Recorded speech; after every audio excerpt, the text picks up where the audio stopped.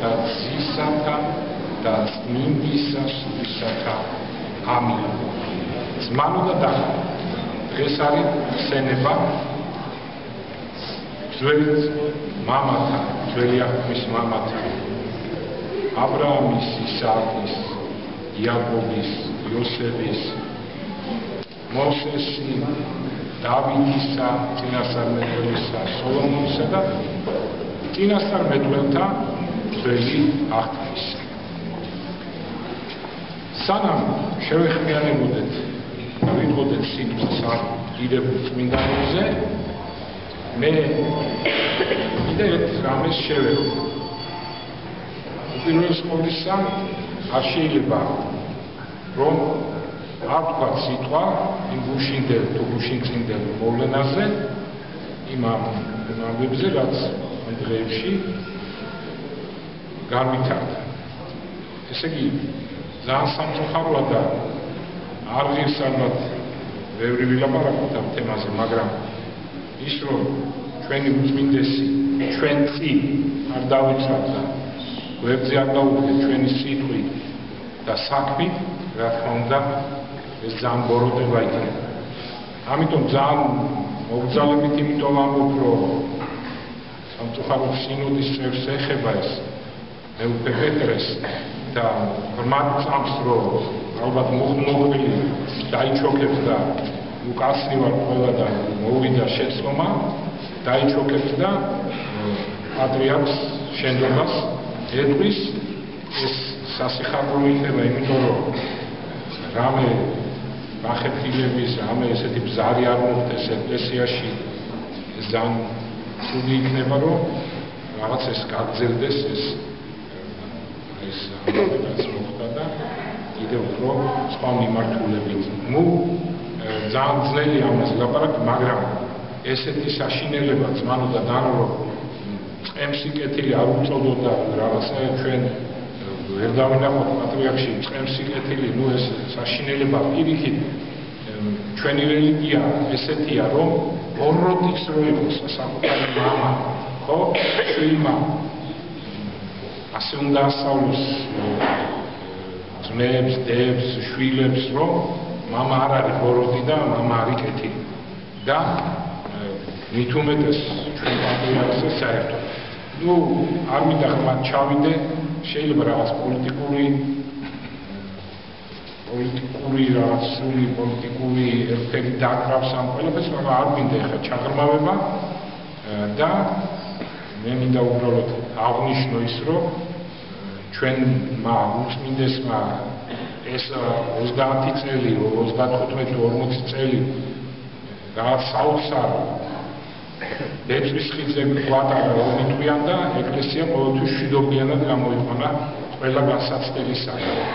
და ბოლოდროინდელი მოვლენები, რომ უნდათ რაღაცნაირად ეკლესიის გარეთ ეკლესიის რაღაცა ჩირქი მოეწყოთ და პირადად პატრიარქისადმი და რაღაცას ვითომ მიაღწიეს და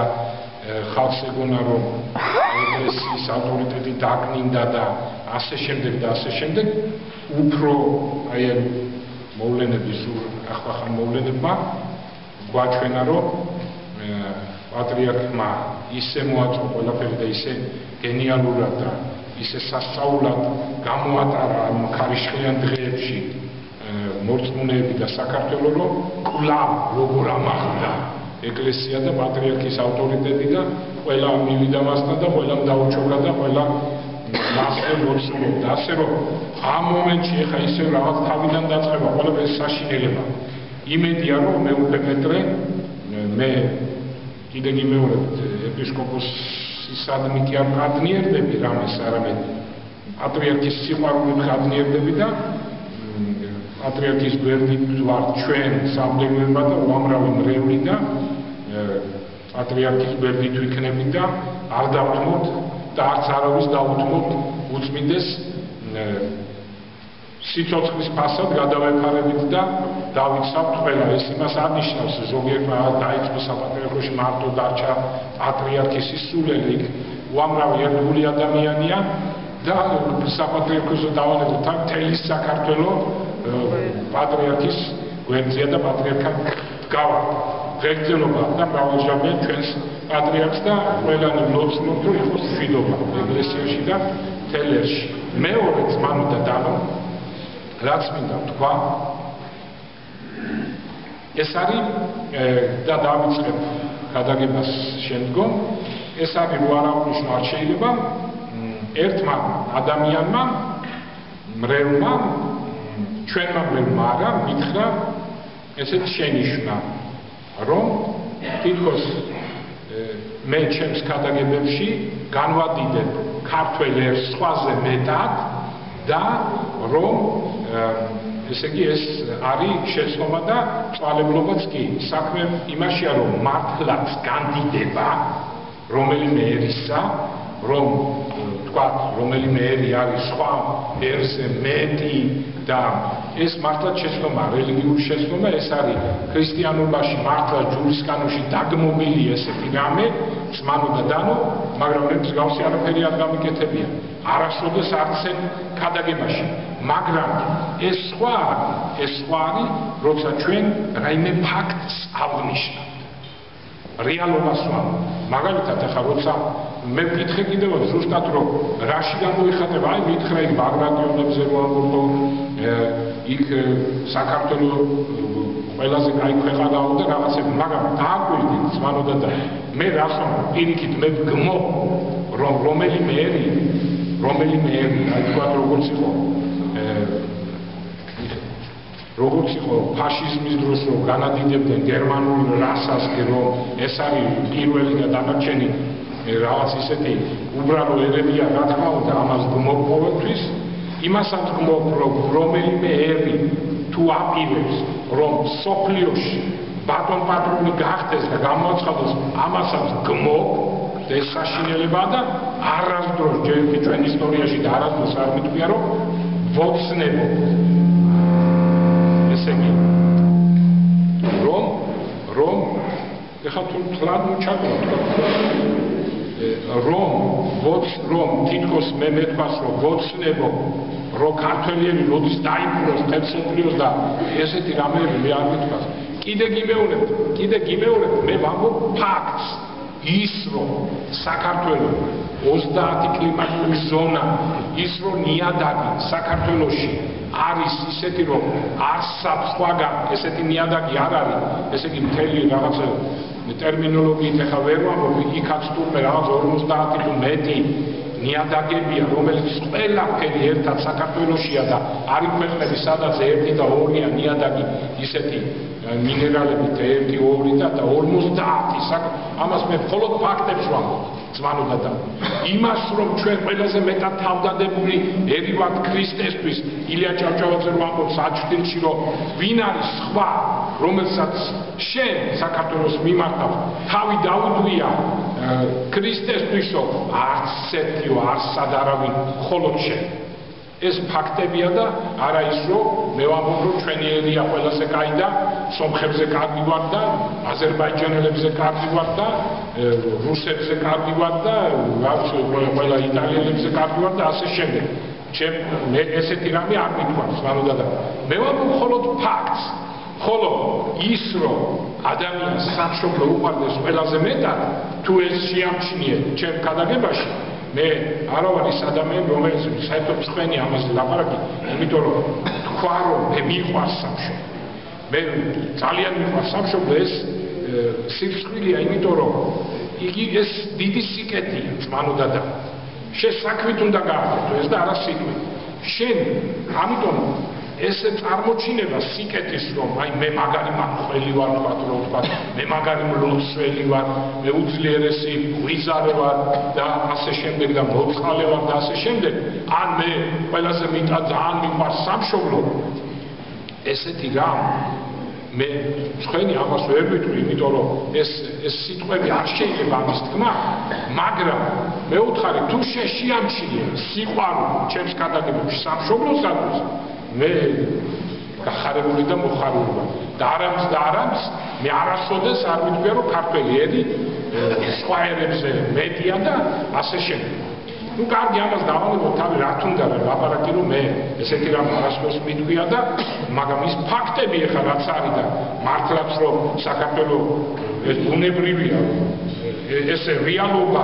რომ მართლაც ოქროს კვეთა დედამიწაზე რა ვქნეს არის ასე იგივე ახლა ღვთისმშობლის წილყვედრი რომ ხო არა და ეს რა კანდიდებას ხო არ ნიშნავს არის დიდება უფალს და ასე შემდეგ ასე რომ მე ასეთი აზრისგან რომ მე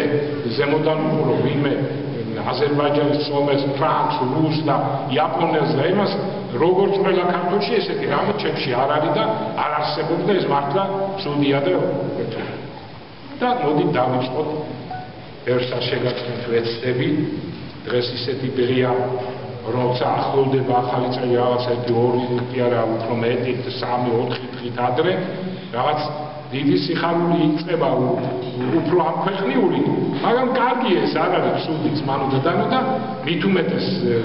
1 იანვარს ახალ წელს უდიდეს წმინდანების ხსენება რო არ გამოჩნდეს ას ვიტყვი რომ ახალ წელს ესე იგი 31-ში ღამე 31-ში ღამე 12 საათზე დაიწყება წირვა ესე იგი ლოცვა ცისკარი და მოებნება წირვა მამა გიორგი ჩაატარებს ჩვენ ტაძარში ძმანოდადა დღეს როგორც ხედავთ ხსენება არის უდიდესი წმინდა მამების და აბრაამი ჩვენ ძალიან ხშირად ვისაუბრია ამ წმინდანზე ძმანოდადანო და დავითზე ვისაუბრია ძალიან ბევრი და მართლაც სახარება იწყება ზუსტად ასე შობა იესო ქრისტეს ძისა დავითისა ძისა აბრაამის რატომ იწყება ეს ძმანოდადანო იმიტომ რომ ამ ორმა წმინდანმა რა თქმა უნდა ნოეც დიდია რა თქმა უნდა ისააკიც დიდია და მრავალი სხვა ძალიან ძლიერი უდიდესი იოსები უდიდესი წმინდანები არიან მაგრამ ძველ აღთქმაში აბრაამისა და დავითის დონეზე არავინ არ ყოფილა გარდა ამისა აბრაამის შთამომავალი და დავითის შთამომავალი ღვთისმშობელი იყო რომლიდანაც იშვა იესო ქრისტე ასე მესია განკაცებული ღმერთი ასე რომ ძმანოდადანო ამიტომაც და იმიტომაც აღნიშნავენ რომ ეს ორი წმინდანი გამორჩეული წმინდანები იყვნენ ძველი აღთქმისა წარმოიდგინეთ ესე იგი დაბადებაში მე-15 თავის პირველ მუხლში ესეთი რამ წერია ამ ამბების შემდგომ ვიცით ჩვენ ეს რა ამბები იყო რომ დაუთმო ლოტს აბრაამმა წარმოიდგინე უკეთესი ადგილი მიცა ძმისშვილს უარესი აიღო თვითონ გარდა ამისა მან უდიდესი შემოწირულობა არ აიღო სოდომის მეფისგან და უამრავი სხვა სასწაულები რომელიც ამ კაცმა გააკეთა თავის დიდი თავდაბლობით უდიდესი სტუმართმოყვარე იყო აბრაამი ძმანოდადანო და ეხლა ისე არ გამიგოთ აი ეს აბრაამის სტუმართმოყვარეობა ზოგი თავს იგებს აბრაამის შთამომავლობა მაგრამ ჩვენ პავლე მოციქული ხო ამბობს სულიერი შთამომავლები ვართ აბრაამისა წარმართებზე ჩვენ სულიერი ვინც ქრისტიანები არიან თუ არ არიან შთამომავლები ხორციელი არიან შთამომავალი სულიერი ჩვენ სულიერად შთამომავალი ვართ იმიტომ რომ აბრაამის ნაირი სტუმართმოყვარეობა ეს ახლა ყველანაირად არ გამიგოთ მე ვფიქრობ არსად ისე არ არის შენარჩუნებული სტუმართმოყვარეობა როგორც საქართველოში მეც ამას ვამბობ არა განსადიდებლად თუ ვიდა მე საერთოდ არ ვიტყვი და მოგიყვანთ თვითონ ევროპელების ამერიკელების სიტყვას და სხვების ძმანოდადანო ირანელების აფრიკელების არაბების სიტყვებს რომლებიც ეს ხალხი აღნიშნავენ რომ აქ რომ არის ხალხი ესეთი სტუმართმოყვარე არსად ჩვენ არ ვინახია გამიგეთ ამას ხასრას ტომ უსვავ რომ აი აბრაამის სტუმართმოყვარეობა ჩვენმა ხალხმა აი ეს გადმოიღო და შეისისხოცა ძმანოდადანო ამიტომ ჩვენ ჭეშმარიტად ვართ აბრაამის სულიერი შთამომავლები და ამ ამბების შემდეგო ხილვაში ესმა უფლის სიტყვა აბრაამს ნუ გეშინი აბრაამი მე ვარ მფარველი შენი და ნახე ძალზე დიდია შენი სასხაური ხედავს და მართლაც ძალიან დიდი იყო საზღაური, იმიტომ რომ ა ブラ ამი წარმოიდგინეთ კაცობრიობა რა თქმა უნდა ხა 8 მილიარდი არ იყო მაშინ, ხო? მაგრამ ხო იყო კაცობრიობა იყო მაშინ რა თქმა უნდა არ იყო 8 მილიარდი და არც 1 მილიარდი არ იყო, მაგრამ ხო იყო მილიონები და აი მაშინდელ კაცობრიობაში ღმერთის წმენა დაკარგა ყველა. საერთოდ აწამდა ღმერთს, საერთოდ და უჯრედობაში გადა ერთი ა ブラ ამი იყო, ვინც შეინარჩუნა წმენა. აი ერთი აი ამიტომაც უფალი ნახე დიდია შენი სასხაური ა ブラ და დავითი ძმანო და დანო თქვენ გახსოვთ დავით წინასწარმეტყველი რა საოცარი კაცი იყო ძმანო და დანო მეფე დედას აგინებს ვიღაც უგვანო კაცი ეს მითქვენ დედას აგინებს ვიღაც უგვანო კაცი და იქვე რა თქმა უნდა მოეკლათ დავითის ხლებლებს დასიდან ყველა ხანჯალს მოკიდა ხელი ხმავს რომ დაეკლათ ეს კაცი და წარმოიდგინე აბრაამ დავითმა გააჩერა გესმი და თქვა გაჩერდითო ღვთისგან არის ეს საოცრება რა თავდაბლობა დავითს მანო და ეუნება მათ ესეთ სიტყვებს ჩემგან გამოსულმა შვილმაო აბესალომს გულისხმობდა რა მიყო და ვიღაცა ეს უცხო მაგინებსო რაზე გიგდო ანდა ძმანო და დანო დავითი გავიხსენოთ როდესაც სხვარში არავინ არ წავიდა უფროსი ვაჟები მშობლებს პატივისა და თითო პატარა დავითი წავიდა სხვარში ძმალა როგორი მშობლების პატივცემელი იყო ან დავითი წინასწარმეტყველი რომელსაც შეეძლო ძალიან ბევრი რამე გაეკეთებინა თქვა დაეჩაგრა ხალხი თქვენ გახსოვთ ალბათ ხო როგორ უყვარდა თავის ხალხი და როგორ მფარველობდა ყველას ვინც იყო ებრაელი თავის როგორ გადადო თავი და გოლიათს შეებრძოდა და ასე შემდეგ. საოცრება იყო დავითი ძმანო და დავითი ჩვენთვის უძვირფასესია ძმანო და მისმა შთამომავლებმა თუ გახსოვთ ესე იგი რამდენჯერ ვითქვია თუმცა ჩვენ რომ მე-6 საუკუნეში რო გახდა მეფე გვარამყუროპალატი შთამომავალი ზუსტად ამ დავით წინასწარმეტყველისა აქამდე მოვიდა და მე რუსებმა გაგვიუქმეს მეფობა მაგრამ ჩვენ დღესაც ველით და დღესაც ვაპირებთ რომ მეფე აღვადგინოთ სხვათა შორის მე არ მომისმენია მაგრამ მითხრეს ახლანდელმა პრეზიდენტმა საოცრებაა ძმანო და დანო თავის საპრეზიდენტო სიტყვაში თქვა ბევრმა მითხრა მე ესე იგი ესია ხო თუ რამდენიმე შეიძლება მითხარით მან თქვა საქართველოში უნდა აღვადგინოთ მეფობა იქ ეს წარმოთქვა თელავში ელეკლე მეფის სასახლეში ეს სასწაულია ძმანო და სასიხარულოა ძალიან და ჩვენ ამას ველოდებით სულ მოუთქმენთ და ძმანო და დანო უამრავი სხვა წმინდანი და მე დღეს მინდა გავიხსენო